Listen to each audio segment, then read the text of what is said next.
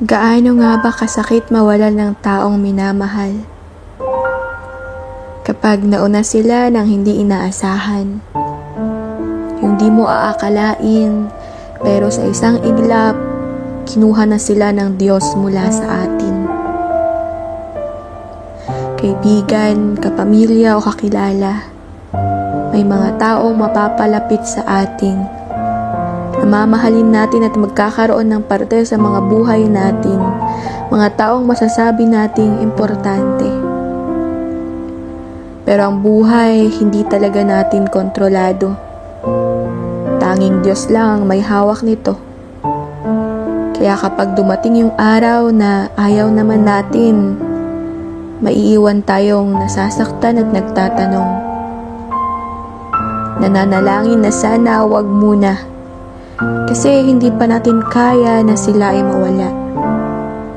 Pero iba ang dikta ng bawat libro nila. Pagtatapos na pala ng kanilang mga istorya. Ang buhay natin sa daigdig na ito ay pahiram lang sa atin ng Diyos. At kapag dumating na yung panahon na babawiin niya, wala na tayong magagawa pa.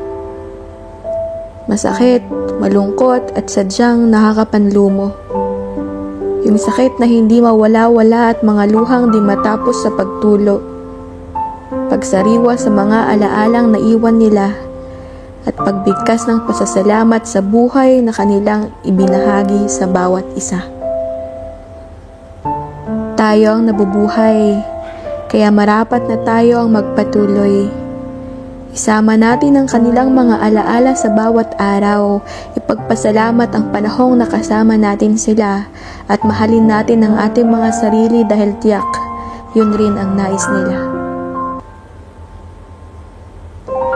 Sa iyong pagpanaw, kami ay nangungulila. Sa iyong pagpanaw, kami ay naglulumbay. Sa iyong pagpanaw, kami ay nagluluksa. Sa iyong pagpanaw, kami ay hindi pa handa. Sa iyong pagpanaw, nag-iwan ka ng malaking puwang. Magiging mahirap na muli ay bumangon ngayong wala ka na. Ang mga nakasanayan ay tiyak na magbabago at matatagalan bago mawala ang sakit na nadarama. Sa iyong pagpanaw, marami ang nasasaktan. Marami ang nangangarap na sana panaginip na lamang. Na sana ang lahat ng ito ay hindi katotohanan at sa pagmulat ay ngiti mo ang masisilayan. Sa iyong pagpanaw, mahirap tanggapin na ang kagaya mo ay kinuha na mula sa amin. Kung pwede lang sana ang libro mo ay wag mo nang isara. Kung pwede lang sana. Magagandang iyong nagawa para sa kapwa, ngayon ay nababasa na ng madla. Mga parte ng buhay mo na hindi alam ng nakararami, ngayon ay ikinikwento bilang paggunita. Salamat sa mga aral ng buhay na iyong ibinahagi. Salamat sa pagtayo bilang aming haligi. Salamat sa iyong mga kwento, tawa at ngiti. Salamat sa pagmamahal na hindi namimili. Kami ang magtutuloy ng iyong kabutihan. Kami ang patuloy na sa buhay ay lalaban. Kami ang magsasabuhay sa lahat ng iyong mga salita. Kami ang magbabahagi ng pagmamahal na iyong naipadama.